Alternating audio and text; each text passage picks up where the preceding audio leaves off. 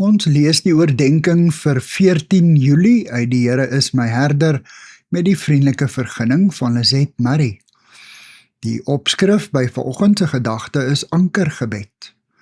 Ons teksvers kom uit 1 Kronieke 17 vers 20.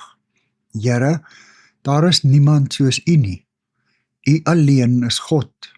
Ons weet nie van 'n ander God nie. Dikwels wanneer ons gedagtes dwaal of ons in woorde verstrengel raak of oor en oor dieselfde frases gebruik sonder dat ons hart in ons gebed is, help dit om 'n ankergebed te bid waarna toe ons kan terugkom wanneer ons gedagtes hulle eie koers kies. In die Psalms anker Dawid sy gedagtes met refreine wat 'n mens elke keer dwing om weer te lees en weer te dink.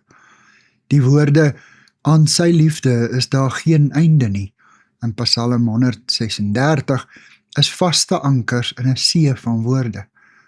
Bloot deur die herhaling van hierdie woorde word die vaste wete dat God ons oneindig liefhet, bevestig.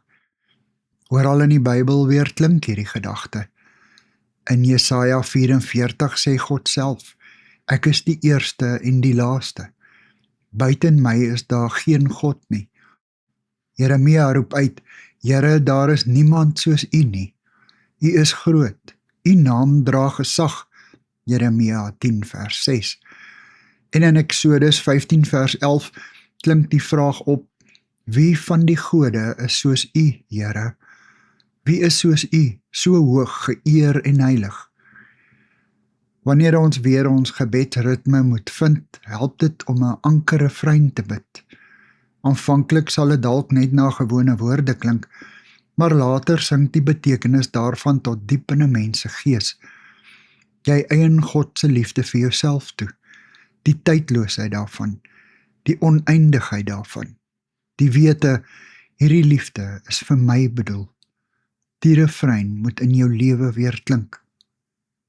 Here, dankie dat U liefde vir my sonder einde is. Amen. Dankie vir die saamkuier. Ek deel Lizette se kontakbesonderhede in die inligtingsparagraaf van die kanaal. Daar is ook skakels na voorlesings van Lizette se ander publikasies wat hier beskikbaar is.